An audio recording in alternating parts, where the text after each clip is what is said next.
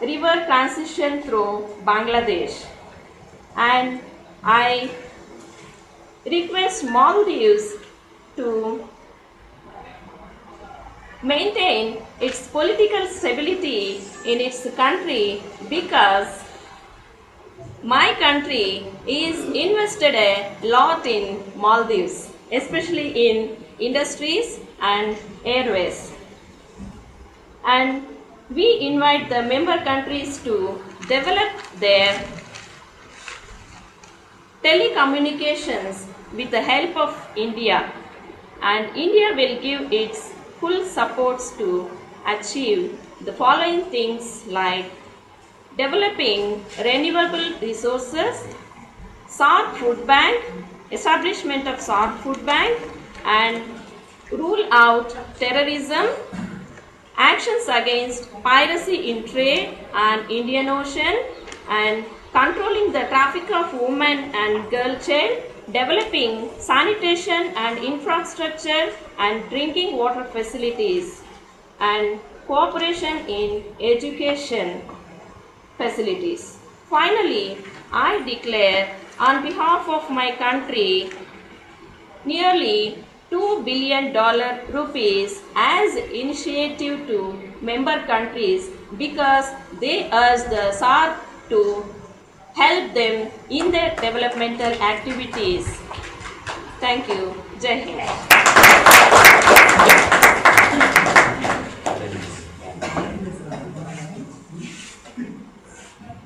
భారతదేశ ప్రధానమంత్రి గారు అయినటువంటి మన్మోహన్ సింగ్ గారు తనదైన శైలిలో చాలా చక్కగా మాట్లాడారు.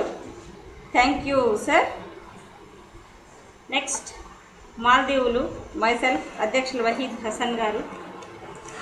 సార్, ఇక్కడ మా దేశం ఆతిథ్యం ఇస్తుంది, చాలా గర్వకారణమని ముందే చెప్పాము.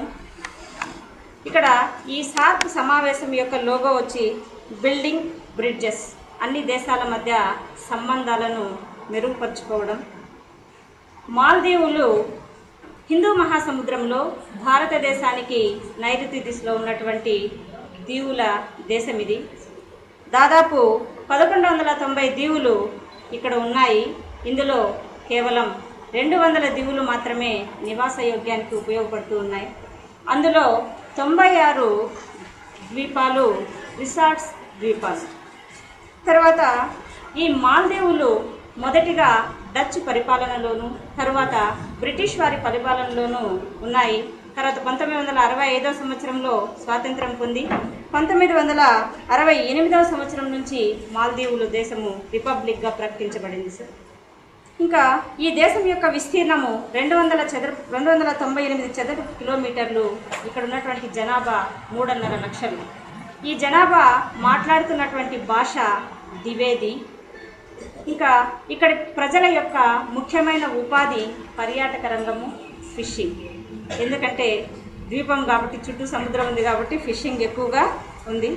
అయితే ఈ సార్క్ సమావేశంలో మేము మా దేశం తరఫున ఉంచుతున్నటువంటి ఈ సమావేశ సభ్యులందరి ముందు ఉంచుతున్నటువంటి ప్రపోజల్స్, ముఖ్యమైన వాటిలో మొదటిది దక్షిణాసియా సహకార మండలి తరఫున దక్షిణాసియా కోస్టల్ యూనియన్ను ఢిల్లీలో ఏర్పాటు చేయడం. దీని ఏర్పాటుకు సభ్య దేశాలందరూ కూడా సహకరించాలని కోరుతున్నాము. తర్వాత భద్రతా వాణిజ్యపరమైనటువంటి సంబంధాలను సభ్య దేశాలందరూ కూడా పెంపొందించుకుని ఒకరికొకరు పరస్పరం సహకరించుకుని ఈ సార్క్లో ఉన్నటువంటి సభ్య దేశాలందరూ వాణిజ్యపరంగా అభివృద్ధి జరపాలి అంటే ప్రతి దేశం యొక్క సహకారం అవసరం. ఎందుకంటే ఇక్కడ ముఖ్యంగా ఇక్కడ ఉన్నటువంటి 8 దేశాలలో కొంచెం బాగా ఉన్న దేశం, అభివృద్ధిలో ఉన్నటువంటి దేశం భారతదేశం. ఆ దేశం అన్ని దేశాలకు సహాయాన్ని అందించి మా దేశాల యొక్క అభివృద్ధికి సహాయపడాలి. అందువల్ల వాణిజ్య భద్రతాపరమైనటువంటి సంబంధాల పరంగా తీసుకున్నామంటే మిగతా దేశాలని చిన్నవి భద్రతా విషయాల్లో చాలా జాగ్రత్తగా ఉండాలి. అందువల్ల మీరందరూ సహకారాన్ని అందించవలసిందిగా కోరుతున్నాం. తర్వాత మనకు ఢిల్లీలో సౌత్ ఏషియన్ యూనివర్సిటీ అని మన దక్షిణాసియా ప్రాంతీయ సహకార మండలి తరపున స్థాపించడం జరిగింది. ఈ యూనివర్సిటీలో చదువుతున్నటువంటి విద్యార్థులకు గత 2 సంవత్సరాల నుంచి సార్క్ సభ్యులందరూ కలిసి స్కాలర్షిప్ ఇస్తూ ఉన్నారు సార్. దీనిని ఈ సంవత్సరం నుంచి మళ్ళీ కంటిన్యూ చేయడం ఇది ఒక ప్రపోజల్.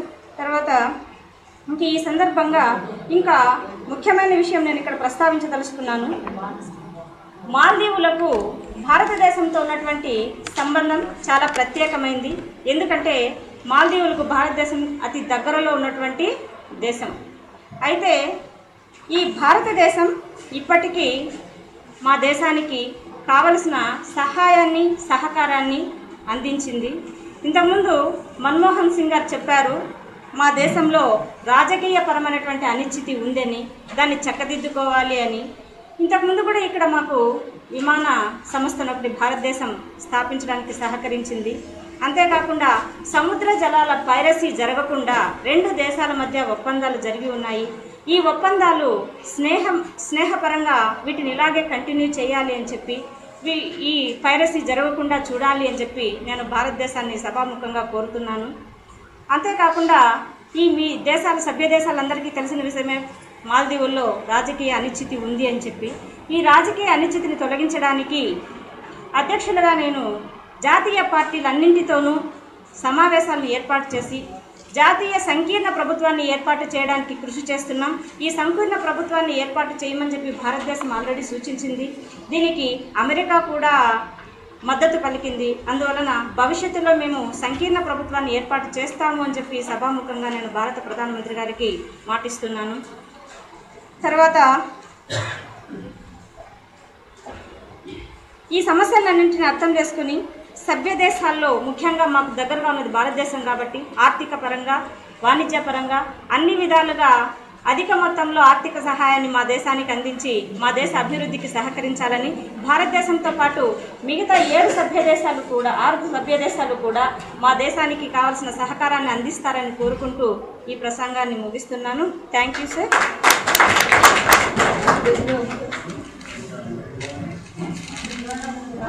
తర్వాత నేపాల్ ప్రధానమంత్రి గారైనటువంటి బాబురాయ్ భట్టారియా గారిని ప్రసంగించవలసిందిగా కోరుతున్నాం సార్.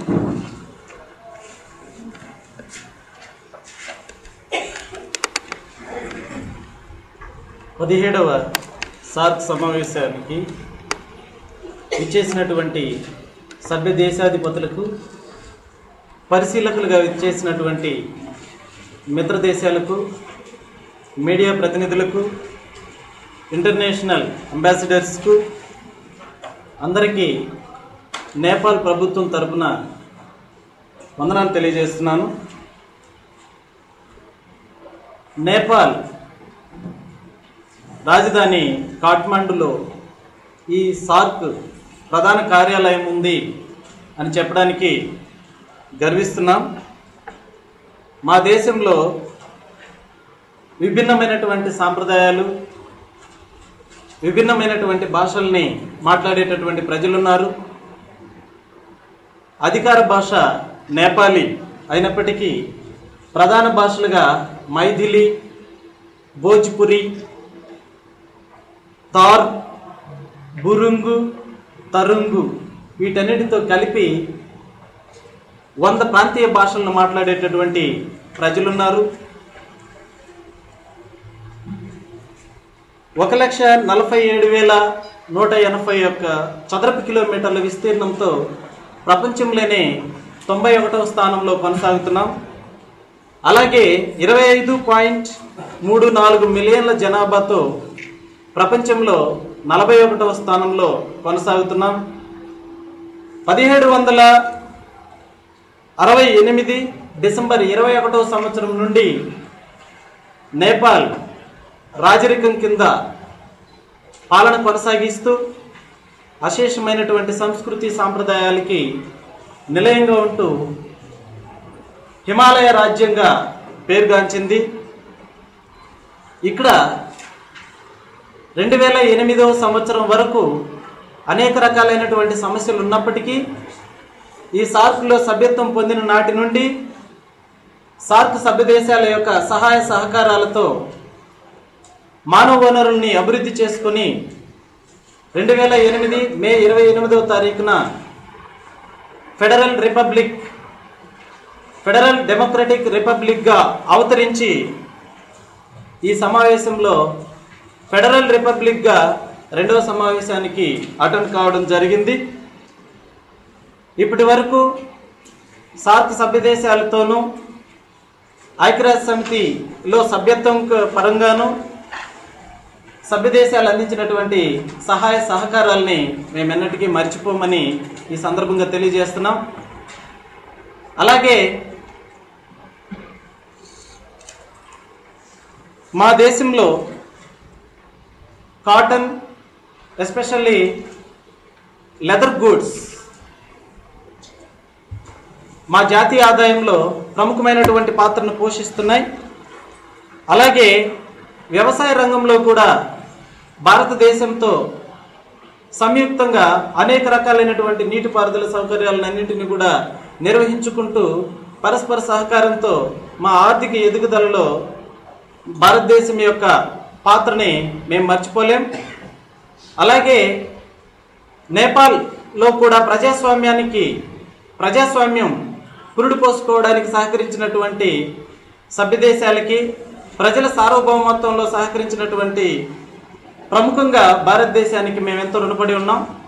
అలాగే మా దేశంలో లిటరసీ రేటు కూడా తక్కువగా ఉన్నప్పటికీ ఇటీవల కాలంలో అత్యంత శ్రద్ధ చూపెట్టి ప్రస్తుతం 68.2% లిటరసీ రేటును సాధించినాం. అయినప్పటికీ కల్చరల్లీ వెనుకబడినటువంటి ప్రజలు ఉన్నారు. కారణంగా పేదరికం కూడా మా దేశంలో ఉంది. ఈ పేదరికాన్ని రూపుమాపడానికి సార్క్ వేదికగా సార్క్ సభ్య దేశాలన్నింటికీ కూడా పిలుపునిస్తున్నాం. విరివిగా మా దేశంలో పెట్టుబడులు పెట్టండి. పర్యాటక రంగంలో మీకు కావాల్సినటువంటి వెసులుబాటు ఏదైతే ఉంటుందో అవన్నీ కూడా మా ప్రభుత్వం తరపున మీకు సంపూర్ణంగా ఉంటాయని తెలియజేస్తున్నాం. ఇంకా ఎవరెస్ట్ శిఖరం, ప్రపంచంలోనే ఎత్తైనటువంటి ఎవరెస్ట్ శిఖరం మా దేశంలో ఉన్నందుకు మేము గర్విస్తున్నాం. ఈ పరిసర ప్రాంతాల్లోనే పర్యాటక రంగం బాగా అభివృద్ధి చెందింది. కాబట్టి ఈ పర్యాటక రంగంలో మిగిలినటువంటి సభ్య దేశాలన్నీ కూడా పెట్టుబడులు పెట్టి మా ఆర్థిక రంగంలో మాకు సహకరిస్తారని, అలాగే ఇటీవలే ప్రజాస్వామ్య దేశంగా రూపొందినటువంటి మా దేశానికి రాజకీయ సహకారము, అలాగే రక్షణలో మాకు మీ పరిపూర్ణ సహకారము, అలాగే మా ప్రాంతీయ అభివృద్ధిలో కూడా మీ సహకారాన్ని మేము కోరుకుంటూ మీ అందరి సహకారం మాకు ఇలాగే కొనసాగాలని, మా దేశ పురోభివృద్ధిలో మీ సహాయం మాకు ఎప్పటికీ ఉంటుందని ఆశిస్తూ సభ్య దేశాలన్నింటికీ కూడా పేరు పేరున నేపాల్ ప్రభుత్వం తరఫున వందనాలు తెలియజేసుకుంటూ ముగిస్తున్నాను. Thank you very much.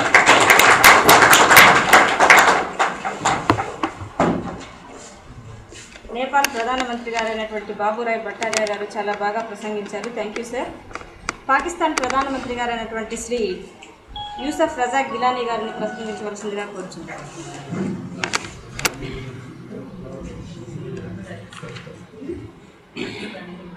Respected chairperson and the other SAARC nations who attended here, and I welcome all the delegates, those who came from abroad to attend this meeting, and I welcome all the international and national press personalities to cover this program well and good.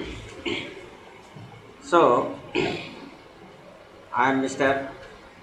Yusuf Ali Gilani, President, Prime Minister of Pakistan, and I have to participate. I came here to participate, and I want to extend my cooperation to the other SAARC nations. Those who participated here have some problems, and the aims of the SAARC nations are to achieve standard of living and economic development, and cultural cooperation with all these South Asian countries. And I want to say Pakistan it got independence in 1947, August 15th. So it is divided from India when Britishers were the rulers in those days. But at the same time, the people who helped India to got independence, so we have the same problem, and I request the neighboring country and the very big nation of this SAARC nations to extend the cooperation in the POK, Pak Akramita Kashmir. So it is the well and wish of the people of Kashmir.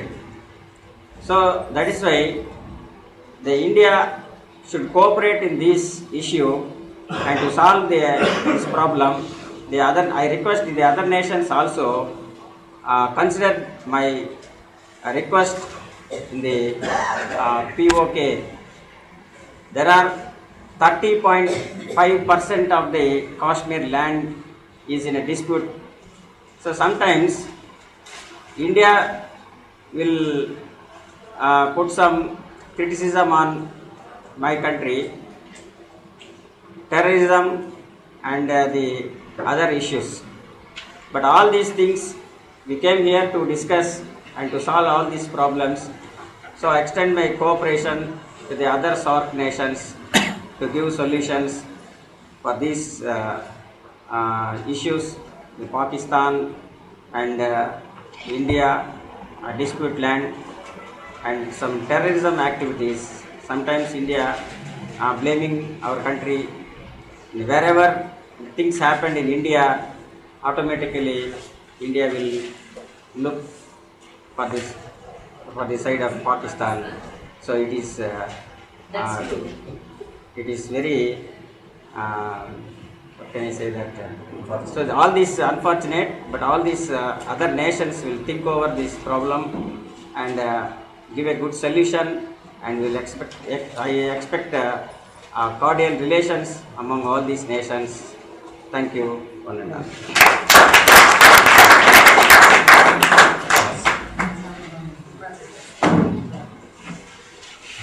Pakistan ప్రధానమంత్రి గారు చాలా బాగా ప్రసంగించారు. Thank you sir. తర్వాత శ్రీలంక అధ్యక్షులు శ్రీ మహేంద్ర సింగ్ రాజపక్ష గారిని ప్రసంగించవలసిందిగా కోరుతున్నాను.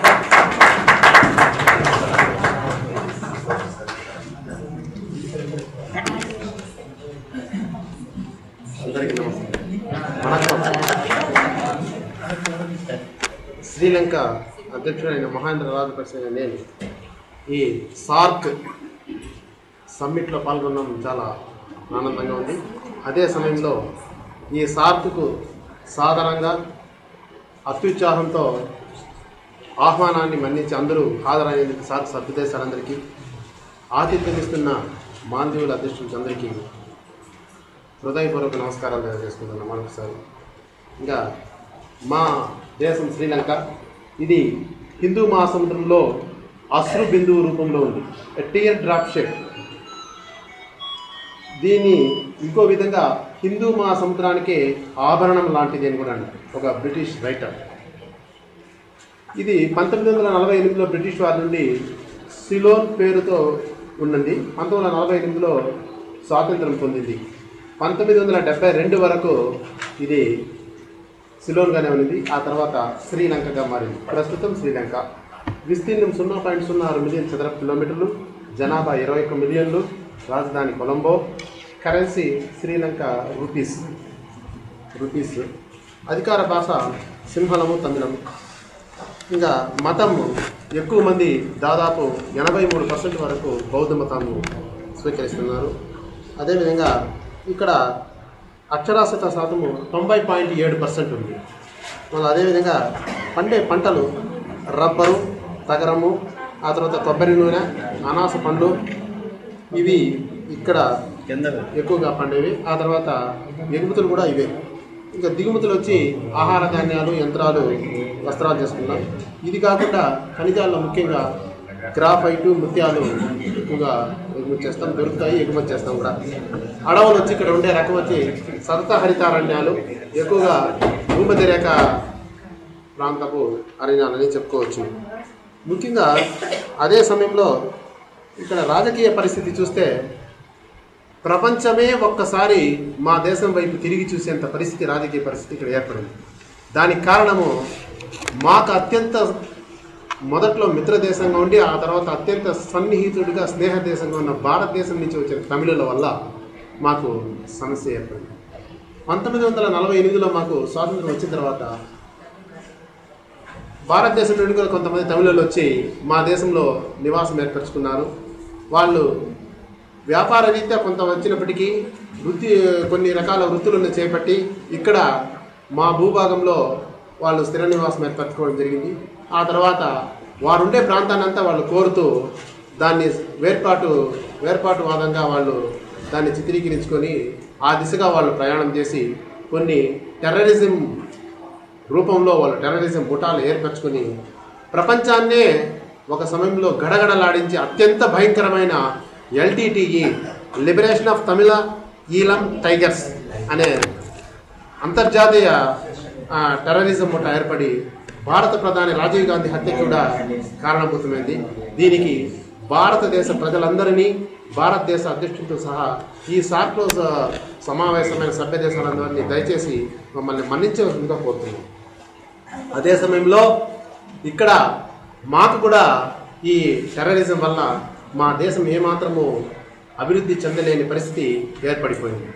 దక్షిణ భాగంలో నుండి వాళ్ళు ప్రయాణము మొదలుపెట్టిన వాళ్ళ టెర్రరిజము దాదాపు సగ భాగం వరకు దేశంలో సగ విస్తీర్ణం వరకు వాళ్ళు ఆక్రమించడం జరిగింది.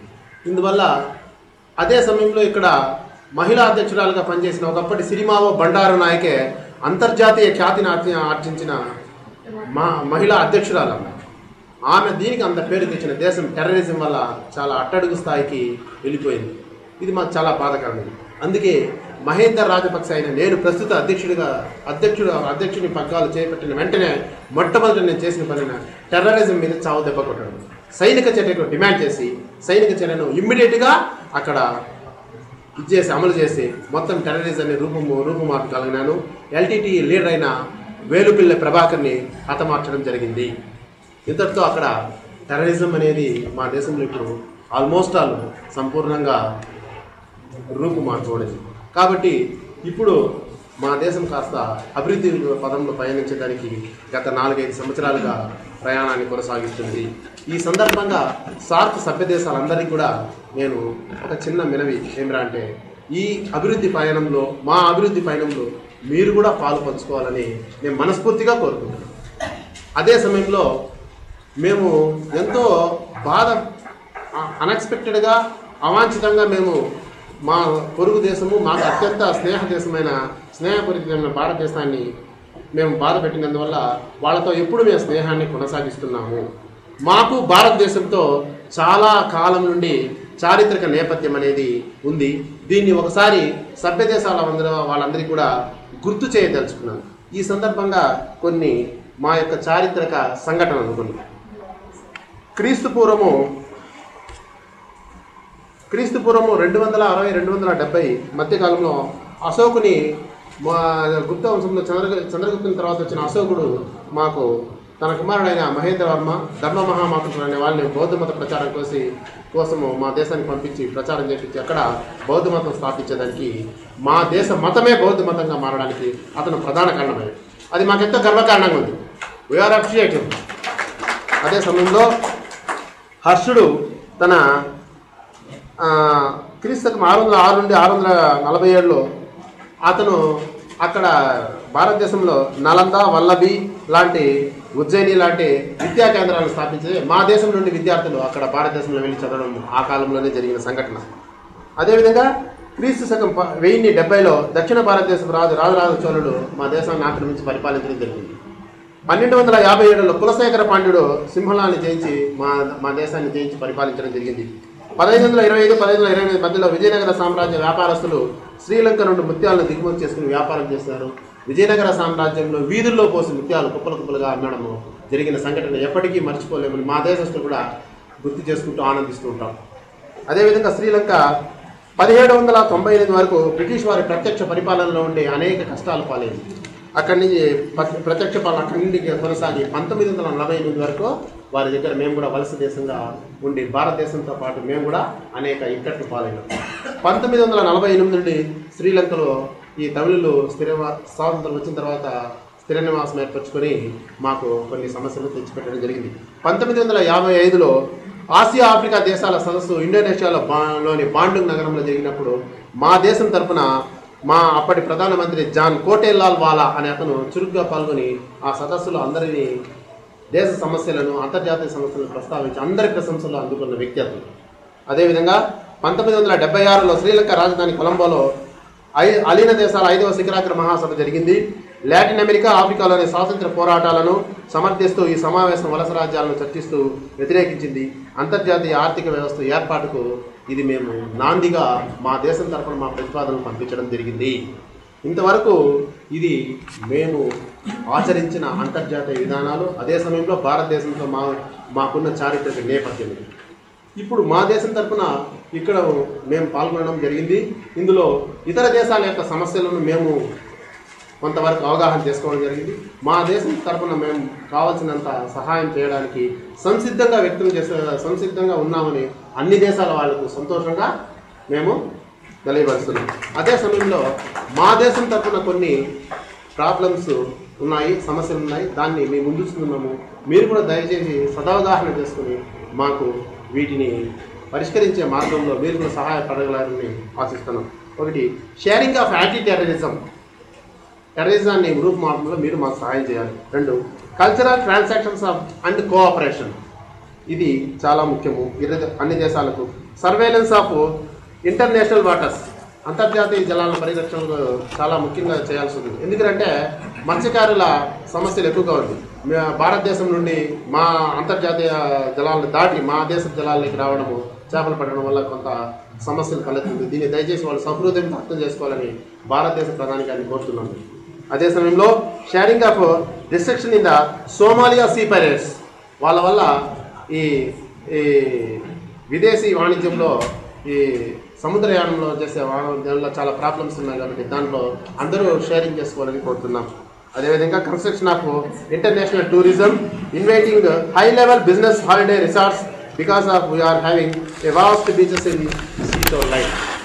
And I thankful to all the SAARC countries, participating countries, and the summit may go very fruitful future. Thank you. మొన్న వచ్చిన ఎంపీలు అంతా మొన్న వచ్చిన ఎంపీలు అంతా ఎమ్మెల్యేలు ఎంపీలు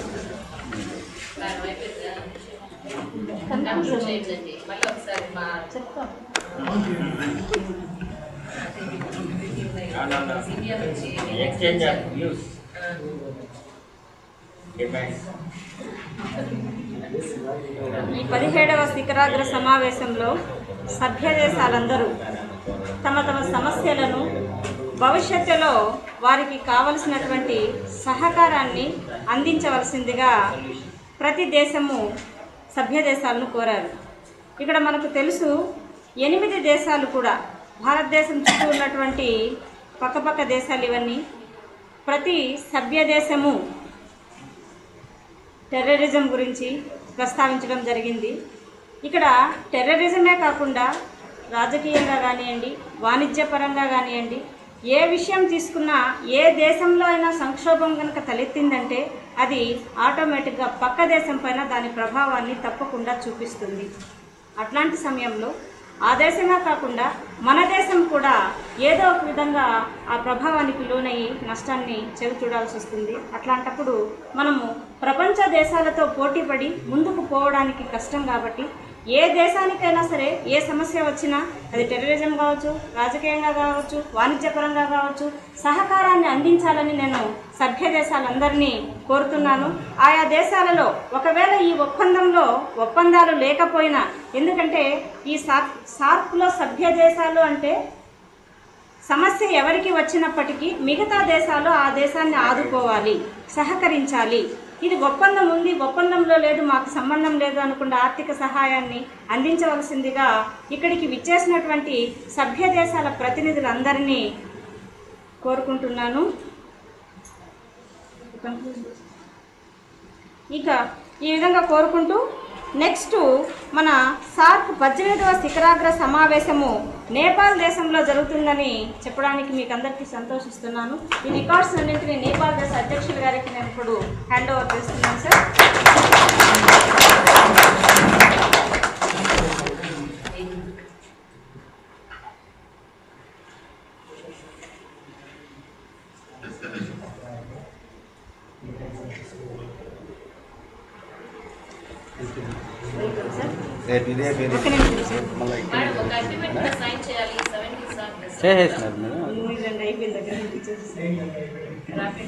సార్ థ్యాంక్ యూ సార్. ఇక్కడికి విచ్చేసినటువంటి సభ్య దేశాలకు తర్వాత ఇతర దేశాల ప్రతినిధులకు అందరికీ thank you, thanks one and all.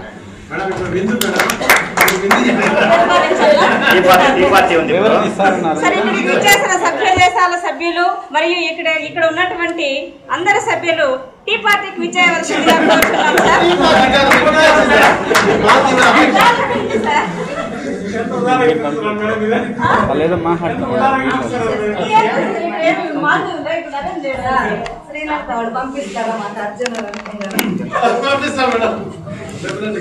Friends, మనకి ఈ సార్క్ కానీ ఐక్యరాజ్య సమితి లాంటివి తెలియజేసింది ఏంటంటే interdependence is higher value దాని ఇండిపెండెన్స్.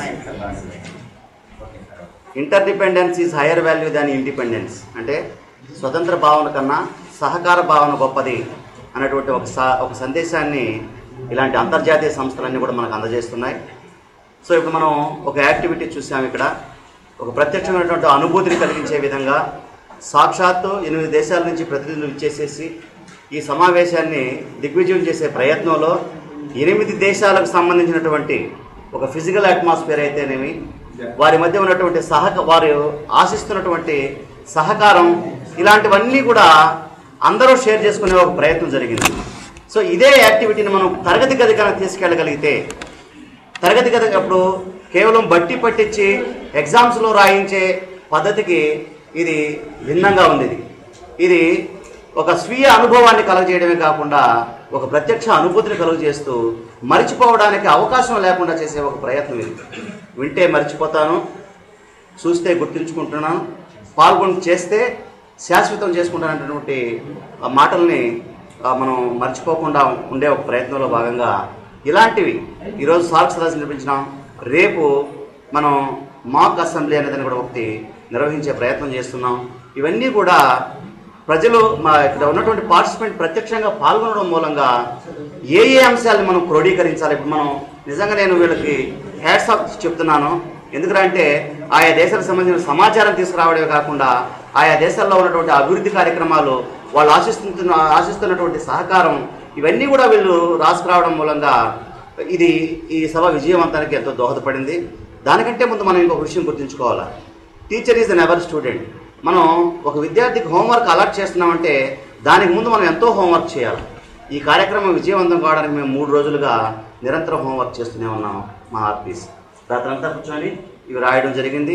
అదేవిధంగా వచ్చేటువంటి సభ్యులకు కావాల్సినటువంటి సమాచారాన్ని అందజేయడం అయితేనేమి, ఇలా మేము హోంవర్క్ చేసినాము, ఆ తర్వాత వాళ్ళకి వర్క్ చేసి ఇచ్చాము. కాబట్టి ఈ సభ ఇలా విజయవంతం కావడానికి దోహదపడింది అనే విషయాన్ని మనం మర్చిపోవద్దు. అదేవిధంగా మనం కూడా హోంవర్క్ని విద్యార్థికి అలాట్ చేస్తున్నామంటే దాని వెనకాల ఉన్నటువంటి సాధక బాధకాలని తెలియాలంటే ముందు మనం హోంవర్క్ చేయాలా. సో ఇలాంటి ప్రత్యక్ష అనుభూతిని కలిగించే ప్రయత్నంలో దయచేసి ఇది ఇక్కడితో కాకుండా తరగతి దాకా తీసుకెళ్ళండి, తరగతిలో నిర్వహించండి. మీ విజయాలు ఏవైనా ఉంటే మాతో పాల్పంచుకోండి. మనకి ఒక అద్భుతమైనటువంటి technical support mister Suresh Babu దొరికినారు. కాబట్టి అతను ఏ చిన్న విషయం జరిగినా దాని విశ్వవ్యాప్తం, ఏ మంచిది క్లాస్ రూమ్ ప్రాక్టీసెస్లో ఏ మంచి విషయం జరిగినా దాన్ని విశ్వవ్యాప్తం చేసే ఒక ప్రయత్నం ఇక్కడ జరుగుతుంది. కాబట్టి ఈ రూపంగా మీరందరూ కూడా ఇన్స్పైర్ అయ్యి ఇది తప్పకుండా మనం విద్యార్థిని సంపూర్ణ మూర్తిమత్త వికాసం కావాలన్నా, ఒక సంస్కృతి సాంప్రదాయాలు కాపాడబడాలన్నా ఒక సోషల్ ఉపాధ్యాయుడి వలన అది సాధ్యం. కాబట్టి మన సంస్కృతి సాంప్రదాయాల పరిరక్షణలో ఈ దేశ అంతర్జాతీయ విషయాల్లో జరిగేటువంటి సంఘటనలను కళ్ళకట్టించి చేతనైనంత వరకు ప్రత్యక్ష అనుభూతిని కలిగించే ప్రతి విషయాన్ని తీసుకెళ్తారని ఆశిస్తూ, ఇక్కడ వచ్చినటువంటి 8 మంది దేశాధినేతలకు మీ దేశాలను మీకు వదిలేసేసినాం, వెళ్ళి బ్రహ్మాండంగా పాలించండి, ఈరోజు టీ పార్టీ కూడా మాకు ఇస్తారని మేము ఆశిస్తూ